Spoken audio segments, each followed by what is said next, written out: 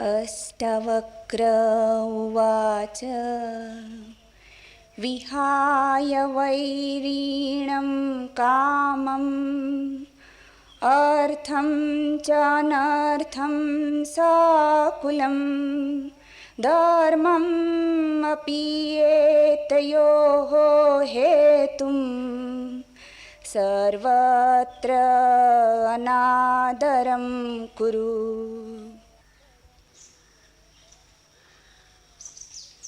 अष्टावक्र ने कहा, वैरी रूप काम को और अनर्थ से भरे अर्थ को त्याग कर और उन दोनों के कारण रूप धर्म को भी छोड़कर तू सबकी उपेक्षा कर।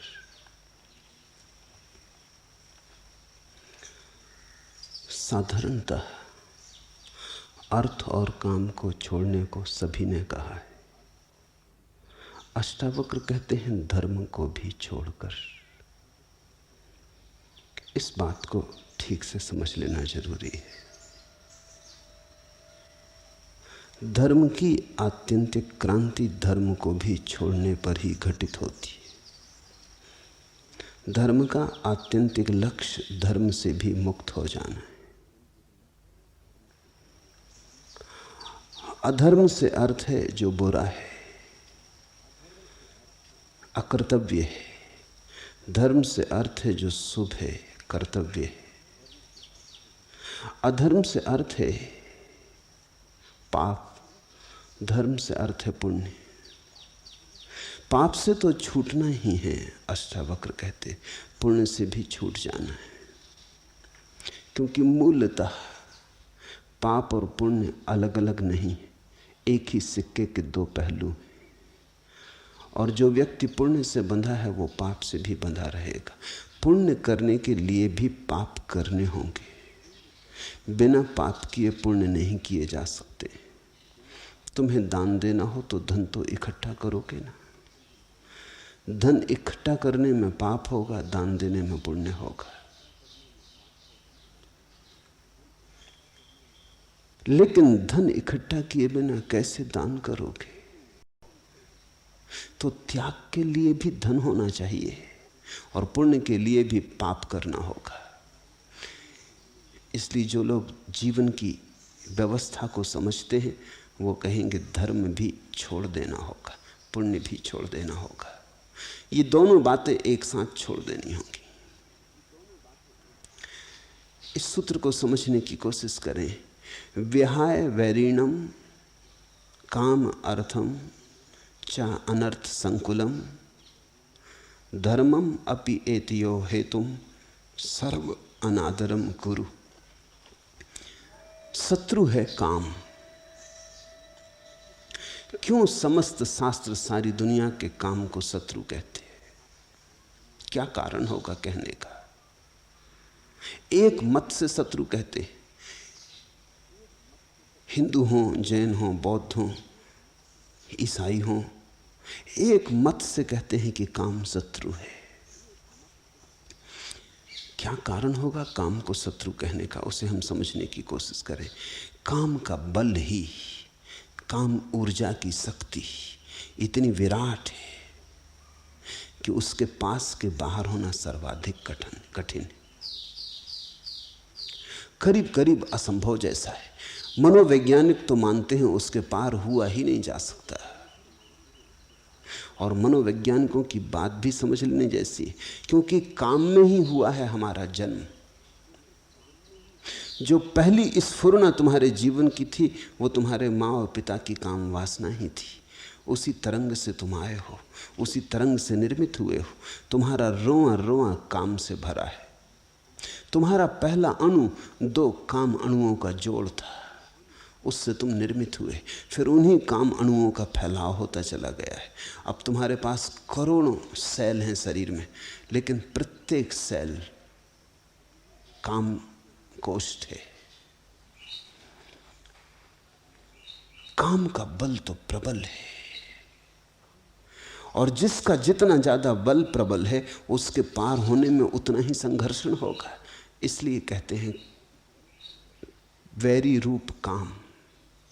इस जगत में अगर टक्कर ही लेनी हो किसी से, अगर हिम्मत ही हो टक्कर लेने की, अगर संघर्ष करने का और योद्धा करने का, योद्धा बनने का रस हो, तो छोटे मोटे दुश्मन मत चुनना। ख्याल रखना, जितना बड़ा दुश्मन चुनोगे उतनी ही बड़ी तुम्हारी विजय होगी। छोटे मोटे को हरा भी दिया तो क्या सार है। इसलिए इस देश में हमने उनको सम्मान दिया जिन्होंने अपने को जीता। सबको भी जिन्होंने जीता उन्हें भी हमने वैसा आदर नहीं दिया। हमने आदर उन्हें दिया जिन्होंने स्वयं को जीता, क्योंकि स्वयं को जीतने का एक ही उपाय है और वो है काम ऊर्जा से अतिक्रमण हो जाना, काम ऊर्जा के पार हो जाना। काम ऊर्जा के पार होने का अर्थ है अपने जन्म से मुक्त हो जाना, अपने जीवन से मुक्त हो जाना, अपनी मृत्यु से मुक्त हो जाना। काम ऊर्जा ने तुम्हें जन्म दिया और काम ऊर्जा की उत्फुल्लता ही तुम्हारी जवानी है, तुम्हारा जीवन है। और जब काम की ऊर्जा थक जाएगी और विसर्जित होने लगेगी, वही तुम्हारी मृत्यु होगी। तो तुम्हारे जीवन की सारी कथा प्रथम से लेकर अंत तक काम की कथा है। अगर तुम इस काम के अंतर्गत ही बने रहे तो तुम कभी मालिक की तरह न जिए, एक गुलाम की तरह जिए। स्वयं का मालिक बनना हो और अगर चुनौती ही स्वीकार करनी हो किसी की, तो स्वयं में छिपी इस चुनौती को ही स्वीकार कर लेना उचित है। इसलिए धर्मशास्त्र काम को वैरी रूप कहते हैं। ये सिर्फ निंदा नहीं है, इसमें सम्मान भी छिपा है। वो ये कहते हैं कि अगर शत्रुता ही करनी हो तो काम से करना, क्योंकि कामेन विजितो ब्रह्मा, काम ने ब्रह्मा को भी हराया। कामेन विजितो हरा, काम ने महादेव को भी हराया। तो अब अगर लड़ने योग्य कोई है तो काम ही है। जिससे देवता भी हार गए हों उसको ही जीतने में मनुष्य के भीतर छिपा हुआ फूल खिलेगा। जिससे सब हार गए हों उसको ही जीतने में तुम्हारे भीतर पहली दफे प्रभु का साम्राज्य निर्मित होगा।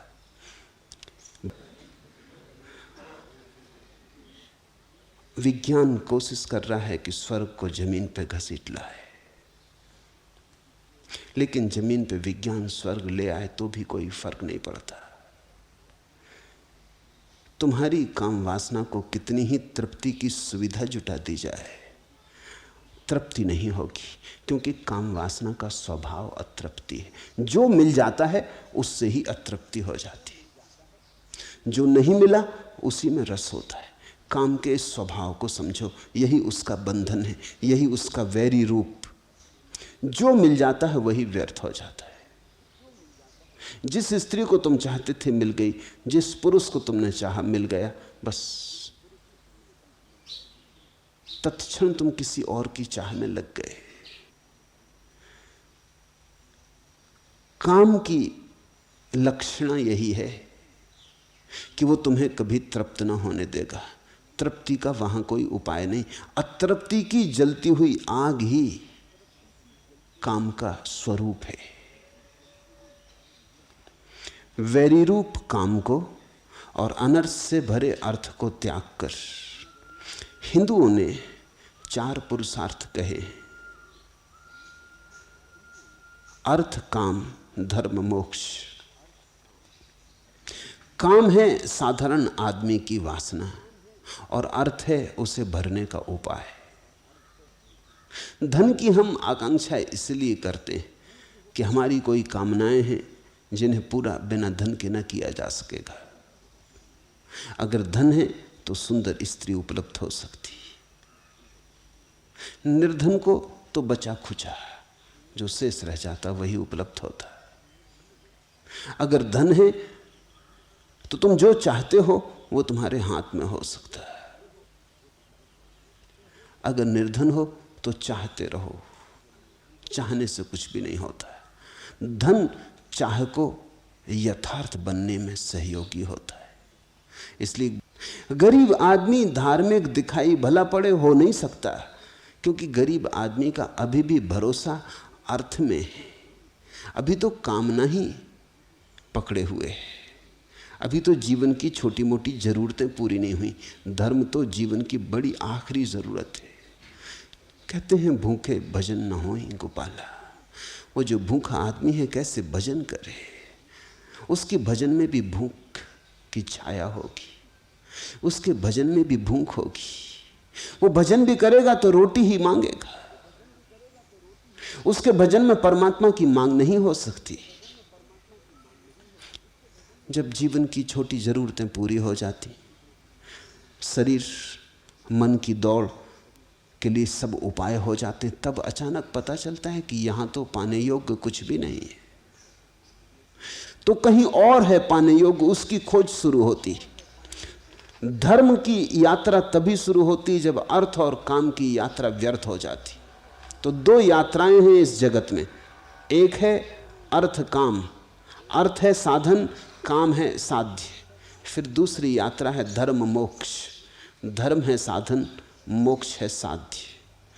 तो साधारणतः ऐसा समझा गया है कि जिस आदमी को मोक्ष पाना हो उसे धर्म कमाना चाहिए। जैसे जिस व्यक्ति को कामना तृप्त करनी हो उसे धन कमाना चाहिए, क्योंकि धन के बिना कैसे तुम कामना तृप्त करोगे। जिसको काम का जगत पकड़े हो उसे अर्थ कमाना चाहिए, और जिस व्यक्ति को ये बात व्यर्थ हो गई, अब उसे मुक्त होना है, परम मुक्ति का स्वाद लेना है, उसे धर्म कमाना चाहिए। ये साधारण धर्म की व्यवस्था है। अष्टावक्र बड़ी क्रांतिकारी बात कह रहे हैं। वो कह रहे हैं जिस व्यक्ति को वस्तुतः मोक्ष पाना हो उसे धर्म से भी मुक्त हो जाना चाहिए। क्यों? क्योंकि मोक्ष को कामना नहीं बनाया जा सकता। मोक्ष का स्वभाव ऐसा है कि तुम उसकी चाह नहीं कर सकते। जिसकी भी तुमने चाह की वो मोक्ष नहीं रह गया। तुम्हारी चाह अगर पीछे खड़ी है तो तुम जो भी चाहोगे वो संसार हो गया। मोक्ष का कोई साधन नहीं है, धर्म भी मोक्ष का साधन नहीं है। ये तो हमारी गणित की दुनिया है। हम कहते हैं यहाँ काम वासना पूरी करनी है तो धन कमाओ, और अगर मोक्ष पाना है तो धर्म कमाओ। लोग धर्म भी कमाते हैं जैसा धन कमाते हैं। लोग पुण्य को भी तिजोरी में भरते चले जाते हैं जैसे सिक्कों को भरते हैं। जैसे खाते बही बनाते हैं और बैंक बैलेंस रखते हैं, वैसा ही पुण्य का भी हिसाब रखते हैं। परमात्मा के सामने खोल कर रख देंगे अपनी किताब कि ये इतने इतने पुण्य किए थे, इनका बदला चाहिए। साधारण आदमी का तर्क यही है कि जीवन में सब कुछ सौदा है, व्यवसाय है। अष्टावक्र कहते हैं मोक्ष कोई सौदा नहीं, कोई व्यवसाय नहीं। तुम्हारे कुछ करने से न मिलेगा, प्रसाद रूप है। तुम्हारी चाह से नहीं मिलेगा, तुम्हारी चाह के कारण ही तुम चूक रहे हो। मोक्ष तो मिला ही हुआ है, तुम्हारी चाह के कारण तुम नहीं देख पा रहे। चाह ने तुम्हें अंधा किया है। तुम चाहत छोड़ो, तुम चाह छोड़ो। तुम बिना चाह के थोड़ी देर तो रह के देखो, अचानक पाओगे मोक्ष की किरणें तुम्हारे भीतर उतरने लगी। तो मोक्ष कोई साध्य नहीं है जिसका साधन हो सके। मोक्ष स्वभाव है, मोक्ष है ही। हम मोक्ष में ही जी रहे हैं। अष्टावक्र की उद्घोषणा यही है कि तुम धर्म की चिंता में मत पड़ना। परमात्मा को पाने के लिए कुछ भी करना जरूरी नहीं है, वो मिला ही हुआ है। मोक्ष कहीं भविष्य में नहीं है, मोक्ष अभी और यही है। मोक्ष तुम्हारी चाह से शून्य अवस्था का नाम है।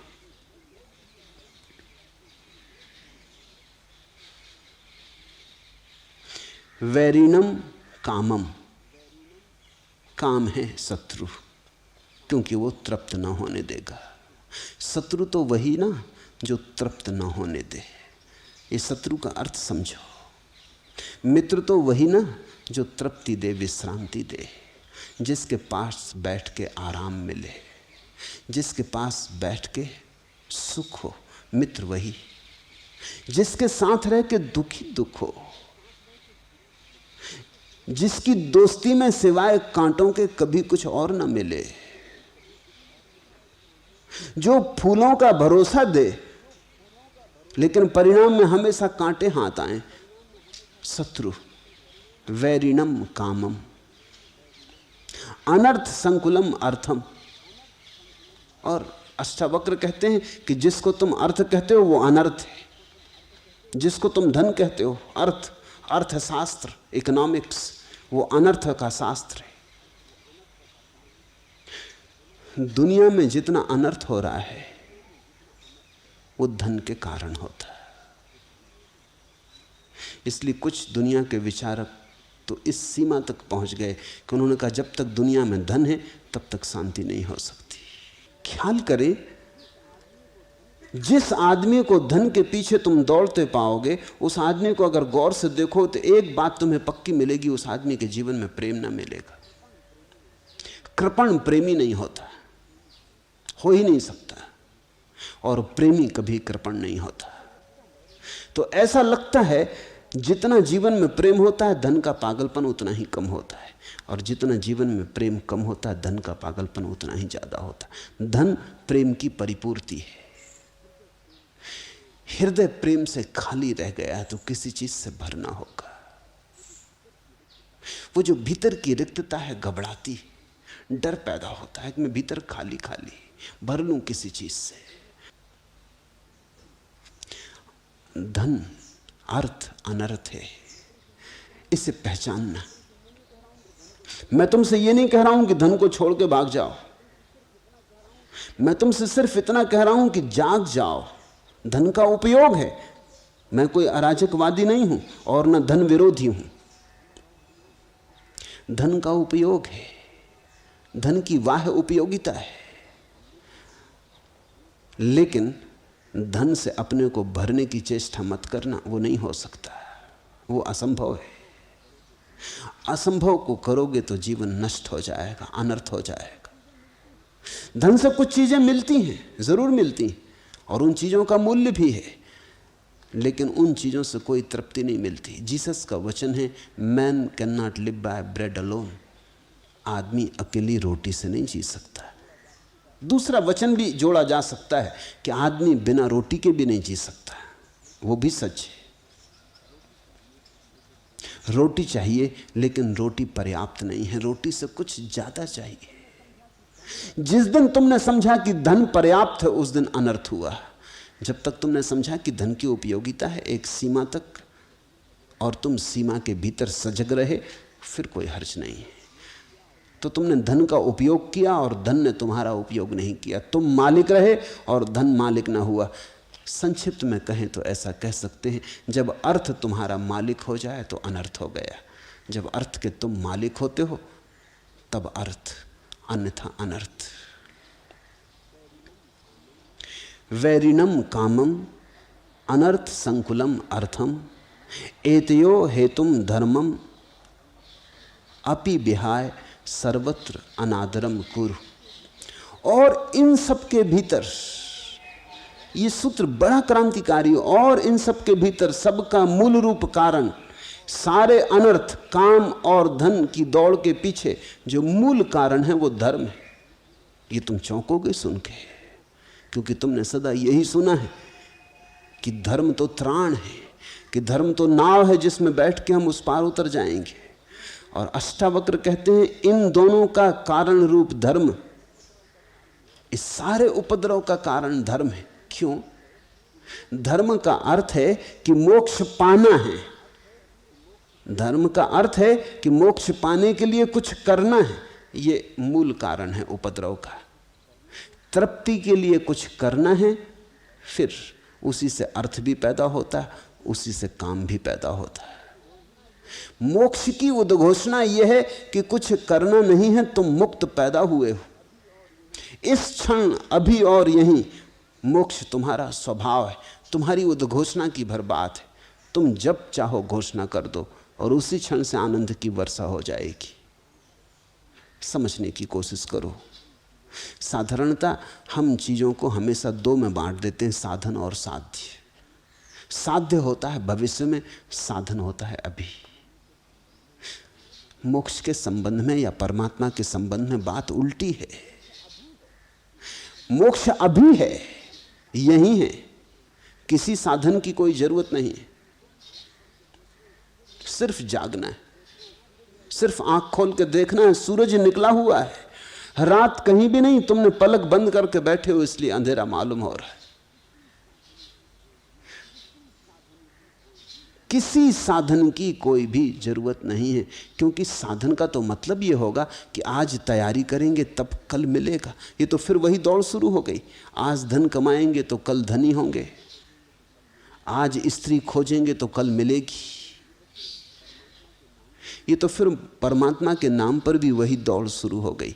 नहीं, परमात्मा आज है, संसार कल है और परमात्मा आज है।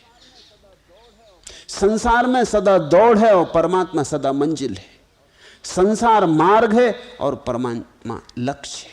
वो लक्ष्य मौजूद ही है, तुम्हें कहीं जाना भी नहीं, तुम उसी में घिरे बैठे हो। वही तुम्हारे भीतर है, वही तुम्हारे बाहर है। तू सबकी उपेक्षा कर, अनादर कर। सर्वत्र अर्थ, काम, धर्म, इन तीनों का तू अनादर कर। तेरे मन से साधन मात्र अनादृत हो जाए, ये तीनों साधन हैं, इन तीनों का अनादर हो जाए तो जो शेष रह जाएगा वही मोक्ष है। स्वप्नेन्द्रजालवत् पश्य दिनानि त्रीणि पञ्च वा मित्रक्षेत्रधनागार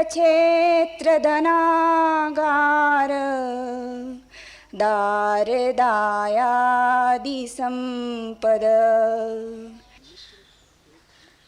मित्र, खेत, धन, मकान, स्त्री, भाई आदि संपदा को तू स्वप्न और इंद्रजाल के समान देख, जो 3 या 5 दिन ही टिकते हैं।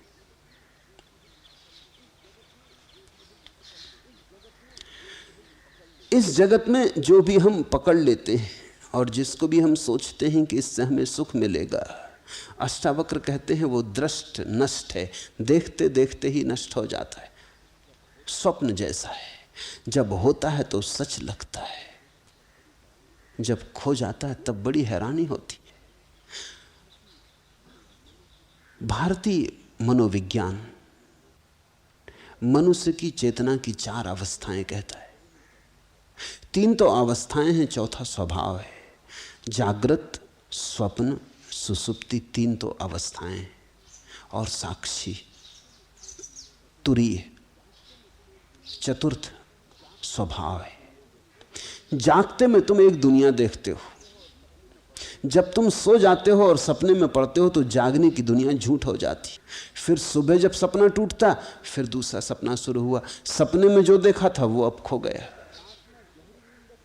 जब रात में गहरी नींद लगती है और सपना भी खो जाता है, तब जागृत में जो जाना वो भी समाप्त हो गया, सपने में जो जाना वो भी समाप्त हो गया। सुसुप्ति में दोनों ही खंडित हो गए। और जो लोग चौथी अवस्था को उपलब्ध होते हैं, चौथी जो कि तुम्हारा निज स्वरूप है, कहो बुद्धत्व, साक्षी भाव, जिनत्व, जो भी नाम देना हो, जो उस चौथी शुद्ध अवस्था को उपलब्ध होते हैं जहां परम जागरण रह जाता है, उनको पता चलता है कि वो तीनों अवस्थाएं खंडित हो गई। स्वप्न, सुसुप्ति, जागृति सब खंडित हो गए। कुछ और ही अनुभव में आता है, ब्रह्म ही ब्रह्म अनुभव में आता है। कहीं कोई संसार नहीं दिखाई पड़ता, कहीं कोई दूजा नहीं दिखाई पड़ता, अपना ही फैलाव मालूम होता है। न कोई मैं बचता, न कोई तू बचती। तुमने देखा, गहरी नींद से भी उठ के आदमी कहता है रात बड़ी गहरी नींद आई, बड़ी आनंदपूर्ण नींद आई। पूछो उससे, अगर नींद पूरी लग गई थी तो ये पता किसको चला, ये किसने जाना, ये कौन खबर दे रहा है? जरूर तुम्हारे भीतर कोई था जो देखता रहा कि गहरी नींद लगी है, बड़ी आनंदपूर्ण नींद लगी है। किसी ने इसका प्रत्यक्ष किया है, वही तुम हो। और सब तो बदलता है, सिर्फ साक्षी नहीं बदलता। तुम छोटे बच्चे थे, फिर तुम जवान हो गए, फिर तुम बूढ़े हो गए। कभी स्वस्थ थे, अब दीन जर्जर हो गए, खंडर हो गए। लेकिन एक तुम्हारे भीतर अखंड अबाध वैसा का वैसा बना है, वो दृष्टा, साक्षी। एक दिन उसने देखा बच्चे जैसी देह, एक दिन उसने देखा जवान हो गए, एक दिन उसने देखा बूढ़े होने लगे, एक दिन उसने देखा जीर्ण जर्जर हो गए। अगर तुम ख्याल कर पाओ कि तुम्हारे भीतर ये साक्षी का जो अनसयुत धागा है, इस पर हजारों घटनाएं घटी हैं, मगर ये वैसा का वैसा बना रहा है। सब इसके सामने आया और गया है, सब खेल इसके सामने चला है। ये सबसे पार, दूर, अछूता, निष्कलुष मौजूद रहा है। ये मौजूदगी ही एकमात्र सत्य है। यत्र यत्र भवेत् तृष्णा संसारं विदितत्र वै प्रौढवैराग्यम् आश्रित्य वीततृष्णा सुखी भव। जहां जहां तृष्णा हो वहां वहां ही संसार जान। प्रौढ़ वैराग्य को आश्रय करके वीत तृष्णा हो। यत्र यत्र भवे तृष्णा संसार विद्धि तत्र वै प्रौढ़ वैराग्य माश्रित्य वीत तृष्णा सुखी भव। पक्का वैराग्य, प्रौढ़ वैराग्य, ये शब्द बहुत बहुमूल्य है। प्रौढ़ वैराग्य का अर्थ है जीवन की असारता को अनुभव करके जो वैराग्य जन्मे। वैराग्य का गीत सुन के, विराग की प्रसक्ति सुन के जो लोभ के कारण वैराग्य आ जाए तो वो कच्चा सन्यास है। उससे बचना उसका कोई भी मूल्य नहीं, वो बड़े खतरे में डाल देगा। वो तुम्हें संसार का अनुभव भी ना करने देगा और समाधि तक भी ना जाने देगा। तुम बीच में अटक जाओगे त्रिशंकु की भांति। प्रौढ़ वैराग्य संसार का ठीक ठीक अनुभव करके, अपने ही अनुभव से जान के। बुद्ध तो कहते हैं संसार दुख है, और अष्टावक्र कहते हैं कि काम शत्रु है, और महावीर कहते हैं अर्थ में सिर्फ अनर्थ है। मगर ये वे कहते हैं, ये तुमने नहीं जाना। इनकी सुन के एकदम चल मत पड़ना, अनुयायी मत बन जाना, नहीं तो खतरा होगा। तुम्हारे पास अपनी आंखें नहीं है, तुम कहीं ना कहीं खाई खड्डे में गिरोगे। इनकी बात समझना और जीवन की कसौटी पे कसना। अनुयायी मत बनना, अनुभव से सीखना। ये कहते हैं तो ठीक ही कहते होंगे, इस पे विश्वास कर लेने की कोई जरूरत नहीं है। ये कहते हैं तो ठीक ही कहते होंगे, इस पर अविश्वास करने की भी कोई जरूरत नहीं है, लेकिन इस पर प्रयोग करने की जरूरत है। ये जो कहते हैं उसे जीवन में उतारना, देखना अपनी वासना को। अगर तुम्हारा भी यही निष्कर्ष हो, तुम्हारा अवलोकन भी यही कहे कि बुद्ध ठीक कहते हैं, अष्टावक्र ठीक कहते हैं, लेकिन निर्णायक तुम्हारा अनुभव हो, बुद्ध का कहना नहीं, बुद्ध गवाह हो, मौलिक निष्पत्ति तुम्हारी अपनी हो, फिर तुम्हारे जीवन में जो वैराग्य होगा वो प्रौढ़ वैराग्य है। जहां जहां तृष्णा हो वहां वहां संसार जान। अगर मोक्ष की भी तृष्णा हो तो वह भी संसार है। इसलिए धर्म को भी कहा त्याग कर देना। प्रौढ़ वैराग्य को आश्रय करके वीत तृष्ण हो। प्रौढ़ वैराग्य माश्रितम वीत तृष्णा सुखी भव। अभी हो जा सुख को उपलब्ध, लेकिन पहले वैराग्य को प्रौढ़ हो जाने दे। यत्र यत्र तृष्णा भवेत तत्र संसारम विद्धि वै। जहां जहां है वासना वहां वहां संसार। समझना, वासना संसार है, इसलिए संसार को छोड़ने से कुछ भी ना होगा, वासना छोड़ने से सब कुछ होगा। संसार तो वासना के कारण निर्मित होता है। तुम संसार से भाग गए तो कुछ लाभ नहीं, वासना साथ रही तो नया संसार निर्मित हो जाएगा। जहां तुम होगे वहीं ब्लूप्रिंट तुम्हारे पास है, फिर तुम खड़ा कर लोगे, उससे तुम बच ना पाओगे। उसका बीज तुम्हारे भीतर से, वासना बीज है, संसार वृक्ष है। बीज को दग्ध करो, वृक्ष से मत लड़ने में लग जाना। तत्र संसारम विद्धि वै प्रौढ़ वैराग्यम आश्रितम वीत तृष्णा सुखी भव। और प्रौढ़ता को उपलब्ध हो। इसलिए कच्चे कच्चे भागो मत, गैर अनुभव में भागो मत, भगोड़े मत बनो, पलायनवादी मत बनो। जीवन की गहराई में, सघन में खड़े होकर जीवन को सब तरह जानकर काम वासना में उतर के ही तुम काम वासना से मुक्त हो सकोगे। काम वासना की गहराइयों में उतर के ही तुम जान पाओगे व्यर्थता। धन की दौड़ में दौड़ के ही तुम पाओगे मिलता कुछ भी नहीं। महत्वाकांक्षा में जी के ही तुम्हें पता चलेगा कि सिर्फ दग्ध करती है महत्वाकांक्षा, जलाती है, ज्वर है, सन्निपात है। राजनीति में पढ़ के ही तुम जानोगे कि राजनीति रोग है, विक्षिप्तता है, पागलपन है। जीवन को अनुभव से पकने दो, और जब जीवन का अनुभव तुम्हारा कह दे तो फिर वैराग्य सहज घट जाएगा, जैसे पका फल गिर जाता है। तृष्णा मात्र आत्मको बंध तन्नाशो मोक्ष उच्यते भवा संशिक्त मात्रेण प्राप्ति तृष्टि मुहुर्मुहुर्। मात्र तृष्णा ही बंध है और उसका नाश मोक्ष कहा जाता है। और संसार मात्र में असंग होने से निरंतर आत्मा की प्राप्ति और तुष्टि होती है। तृष्णा मात्रात्मको बंध स्तन्न नाशो मोक्ष उच्यते भवा संसक्ति मात्रेण प्राप्ति तुष्टि मुहुर्मुहुर्। ये सूत्र बड़ा विचारणीय है। मात्र तृष्णा बंध है। जब तक तुम कुछ भी चाहते हो तब तक जानना बंधे रहोगे। ईश्वर को भी चाहा तो बंधे रहोगे। सद्गुरु वही है जो तुम्हें स्वयं से भी मुक्त कर दे। नहीं तो संसार की सारी वासनाएं धीरे धीरे गुरु पे लग जाती, तुम्हारा मोह गुरु से बन जाता है, फिर तुम उसकी फिक्र में लग जाते हो।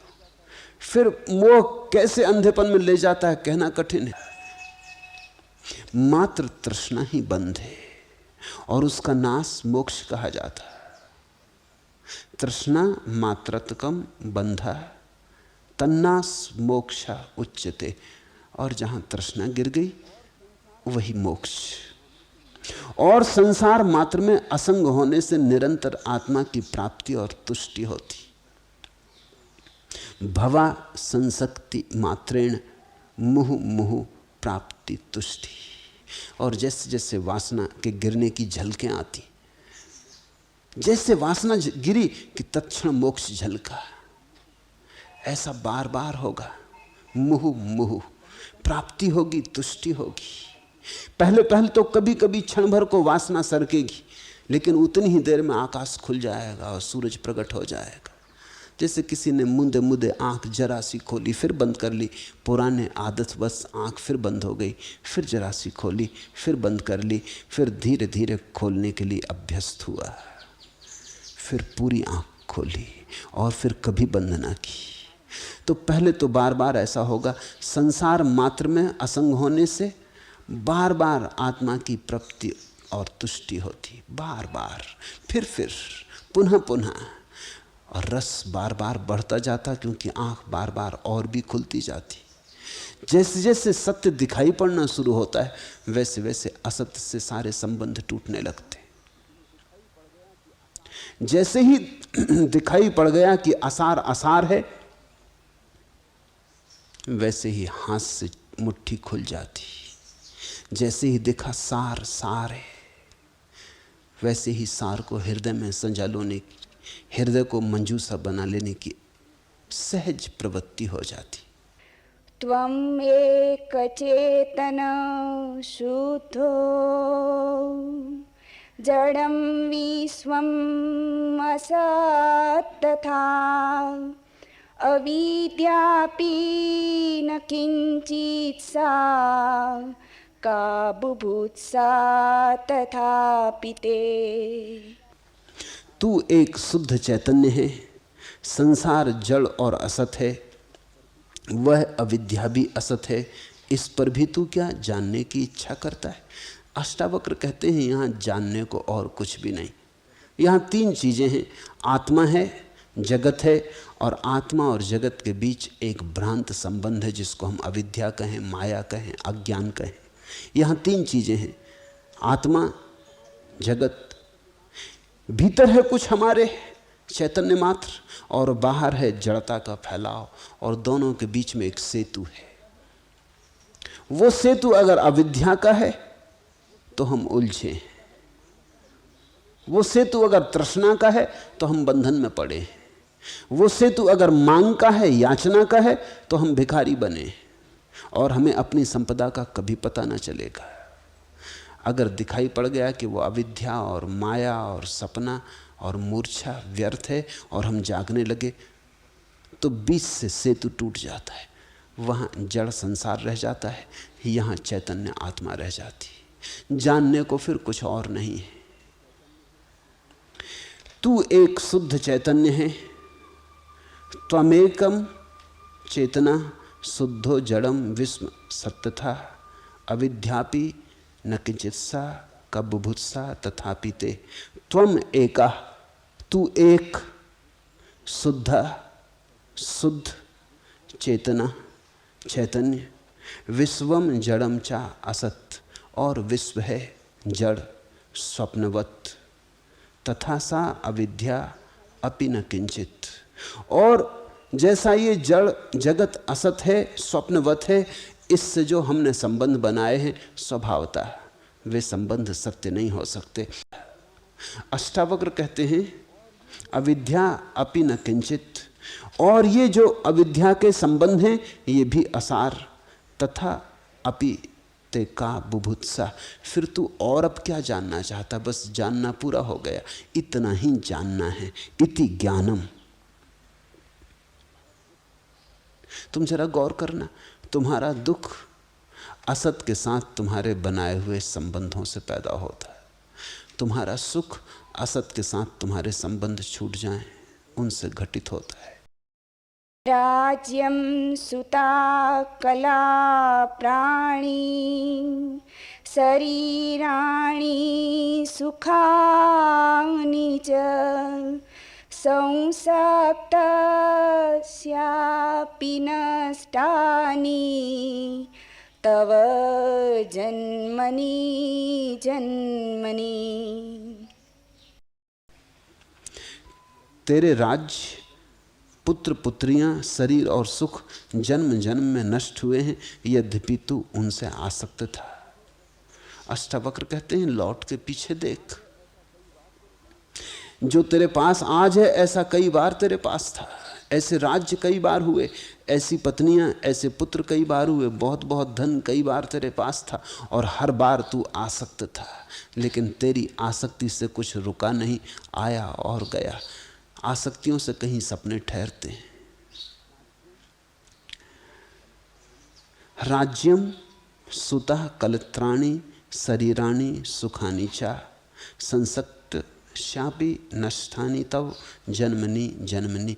कितने जन्मों से जनक तू ऐसी ही चीजों के बीच में रहा है। हर बार तूने आसक्ति की, हर बार तूने चीजों से मेरा संबंध बनाया, मेरी है, फिर छूट छूट गई, मौत आई और सब संबंध तोड़ गई, सब विच्छिन्न कर गई। अलम अर्थेन कामेन सुकृतेनापि कर्मणा एभ्यः संसारकान्तारे न विश्रान्तम् अभूत् मनः। अर्थ, काम और सुकृत कर्म बहुत हो चुके, इनसे भी संसार रूपी जंगल में मन विश्रांति को नहीं प्राप्त हुआ। सुनो, अर्थ, काम, सुकृत कर्म बहुत हो चुके, तू सब कर चुका, धन भी खूब कमा चुका, भोग भी खूब कर चुका। अष्टावक्र कहते जनक को, अर्थ काम सब तू कर चुका, और ऐसा ही नहीं, सुकृत कर्म भी बहुत हो चुके, शुभ कर्म भी तू बहुत कर चुका, पुण्य भी खूब कर चुका है, उनसे भी कुछ भी नहीं हुआ। इनसे भी संसार रूपी जंगल में मन विश्रांति को प्राप्त नहीं हुआ। न तो बुरे कर्म से विश्रांति मिलती, न अच्छे कर्म से विश्रांति मिलती। कर्म से विश्रांति मिलती ही नहीं, अकर्म से मिलती है। क्योंकि कर्म का तो अर्थ ही है अभी गति जारी है, भाग दौड़ जारी है, आपाधापी जारी है। अकर्म का अर्थ है बैठ गए, शांत हो गए, विराम में आ गए, पूर्ण विराम लगा दिया। अब सिर्फ साक्षी रहे, करता ना रहे।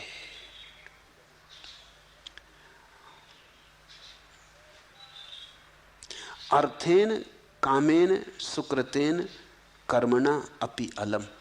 बहुत हो चुका, सब तू कर चुका, तथापि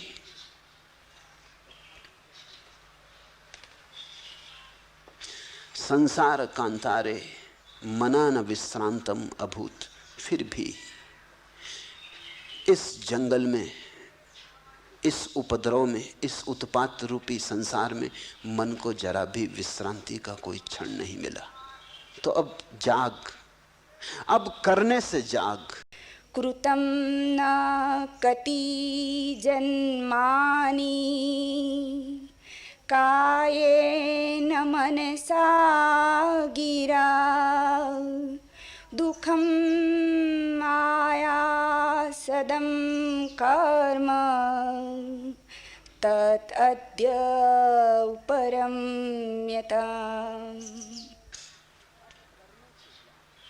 कितने जन्मों तक तूने क्या शरीर, मन और वाणी से दुखपूर्ण और श्रमपूर्ण कर्म नहीं किए। अब तो उपराम कर, अब विश्रांति कर। जिसको ज़ेन फकीर ज़ाज़ेन कहते हैं। ज़ाज़ेन का अर्थ होता है बस बैठ रहना और देखते रहना। उपराम ये ध्यान की परम परिभाषा है। ध्यान कोई कृत्य नहीं है, ध्यान का तुम्हारे करने से कुछ संबंध नहीं है। ध्यान का अर्थ है साक्षी भाव, जो हो रहा है उसे चुपचाप देखना, बिना किसी लगाव के, बिना किसी विरोध के, बिना किसी पक्षपात के, न इस तरफ न उस तरफ, निष्पक्ष, उदासीन, बस चुपचाप देखना। कृतम न कति जन्मानि कायेन मनसा गिरा दुख माया सदम कर्म तत्तधा उपरम्यताम तत् अध्यापि उपरम्यताम। अब तो उपराम कर, अब तो बैठ। लोग अधर्म में उलझे हैं, किसी तरह अधर्म से छूटते तो धर्म में उलझ जाते, मगर उलझन नहीं जाती। लोग पाप कर रहे हैं, किसी तरह पाप से छूटते तो पुण्य में उलझ जाते, लेकिन उलझन नहीं जाती। कुछ तो करेंगे ही। अगर गाली बक रहे हैं, किसी तरह उनको समझा बुझा के राजी करो, मत बको, तो वो कहते हैं अब हम जाप करेंगे, भजन करेंगे, मगर उपद्रव तो जारी रखेंगे। साक्षी ही ध्यान है। बैठ जाओ, मन चले चलने दो। तुम हो कौन बाधा डालने वाले? तुमसे पूछा किसने? तुमसे पूछ के तो मन शुरू नहीं हुआ, तुमसे पूछ के बंद भी होने की कोई जरूरत नहीं है। तुम हो कौन? जैसे राह पर कारें चल रही, रिक्शे दौड़ रहे, भोंपू बज रहे, आकाश में हवाई जहाज उड़ रहे, पक्षी गुनगुना रहे, बच्चे रो रहे, कुत्ते भौंक रहे, ऐसे तुम्हारे भीतर मन का भी ट्रैफिक है, चल रहा, चलने दो, तुम बैठे रहो। उदासीन का यही अर्थ। उदासीन ठीक ठीक झाज़ेन जैसा अर्थ रखता है। बस बैठ गए, जमा ली आसन भीतर, हो गए आसीन भीतर, बैठ गए, देखने लगे, जो चलता चलने दो। बुरा विचार आए तो बुरा मत कहो, क्योंकि बुरा कहा कि तुम डमाडोल हो गए, बुरा कहा कि तुम्हारा मन हुआ कि ना आता तो अच्छा था, आ गया, तुम विचलित हो गए। अच्छा विचार आ जाए तो भी पीठ मत थपथपाने लगना कि गजब, बड़ा अच्छा विचार आया। इतना तुमने कहा कि आसीन न रहे, तुम उखड़ गया आसन, तुम डमाडोल हो गए, तुम्हारी स्थिरता खो गई, कुंडलनी जगने लगे तो परेशान मत होना कि उठने लगी कुंडली। अब बस सिद्ध पुरुष होने में ज्यादा देर नहीं है। प्रकाश दिखाई पड़ने लगे तो विचलित मत हो जाना। ये सब मन के ही खेल हैं। बड़े बड़े खेल मन खेलता है, बड़े दूर के दृश्य दिखाई देने लगेगा। अध्यात्म अनुभव नहीं है, और जब तक अनुभव होता रहे तब तक अध्यात्म नहीं है। अनुभव का तो अर्थ ही है तुम अभी भी अनुभोक्ता बने हो, अभी भी भोगी हो। बाहर का नहीं भोग रहे, भीतर का भोग रहे हो, लेकिन भोग जारी है। किसी की कुंडलनी उठ रही, किसी को पीठ में सुरसुरी मालूम होने लगी, और वो भी सुन लिया है, पढ़ लिया है शास्त्रों में कि ऐसा होगा, तो बैठे बैठे खोज रहे हैं कि हो सुरसुरी। अब तुम खोजते रहोगे तो हो जाएगी। तुम कल्पित कर लोगे, तुम मान लोगे, हो जाएगी। और जब हो जाएगी तो तुम बड़े प्रफुल्लित होने लगोगे। तुम प्रफुल्लित होने लगे कि गए, चूक गए, फिर ध्यान चूका। कुछ भी हो तुम सिर्फ देखना, तुम दृष्टा से जरा भी डिगना मत, तुम सिर्फ साक्षी बने रहना। तुम कहना ठीक गलत जो भी हो हम देखते रहेंगे। हम अपनी तरफ से कोई निर्णय न देंगे, कोई चुनाव न करेंगे, हम अच्छे बुरे का विभाजन न करेंगे। शुरू में बड़ा कठिन होगा, क्योंकि आदत जन्मों जन्मों की है निर्णय देने की। जीसस का बड़ा प्रसिद्ध वचन है, जज ई नॉट, निर्णय मत करो, न्यायाधीश मत बनो। न कहो अच्छा न कहो बुरा, बस देखते रहो। और तुम चकित हो जाओगे, अगर तुम देखते रहे तो धीरे धीरे भीड़ छटने लगेगी, कम विचार आएंगे, कम अनुभव गुजरेंगे। कभी कभी ऐसा होगा रास्ता मन का खाली पड़ा रह जाएगा, एक विचार गुजर गया, दूसरा आया नहीं, बीच में एक खाली जगह, अंतराल। उसी अंतराल में, जिसको अष्टावक्र कहते हैं, भवा संसक्ति मात्रेण मुहु मुहु प्राप्ति तुष्टि, वही पुनः पुनः तुष्टि और प्राप्ति होने लगेगी। मिलेगा प्रभु और परम तुष्टि मिलेगी। वो तुष्टि अनुभव की नहीं है कि कोई बड़ा अनुभव हुआ इसलिए अहंकार को मजा आया, नहीं। वो तुष्टि तो शून्य की है, वो तुष्टि तो समाधि की है, अनुभव की नहीं है। वो तुष्टि तो अनुभवातीत है, वो तुष्टि तो तुरी अवस्था की है, वो तुष्टि तो परम उपराम विश्रांति की है। अब तो उपराम कर, तत् अद्धापि उपरम्यताम। यही मैं तुमसे भी कहता, अब तो उपराम करो, अब तो विश्राम करो, अब तो बैठो और देखो, अब तो साक्षी बनो। कर्ता बने बहुत, भोक्ता बने बहुत, अच्छे भी किए कर्म, बुरे भी किए, हो चुका बहुत। अब जरा साक्षी बनो, और जो तुम्हें न कर्ता बन के मिला न भोक्ता बन के मिला, वही बरस उठेगा प्रसाद की भांति साक्षी में। साक्षी में मिलता है परमात्मा, साक्षी में मिलता है सत्य, क्योंकि साक्षी सत्य है।